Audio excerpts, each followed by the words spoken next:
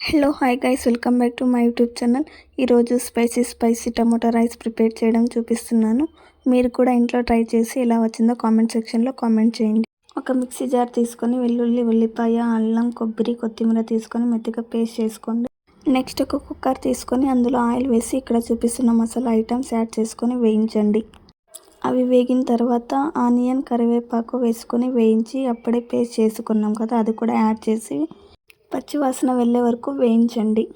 ఈ ప్రాసెస్ అంతా సిమ్లో పెట్టుకొని చేసుకోండి, ఎందుకంటే ఆ మిక్చర్ అంతా కుక్కర్కే అంటుకుంటుంది. అలానే టమోటా, పుదీనా యాడ్ చేసుకొని పచ్చివాసన వెళ్ళే వరకు వేయించండి.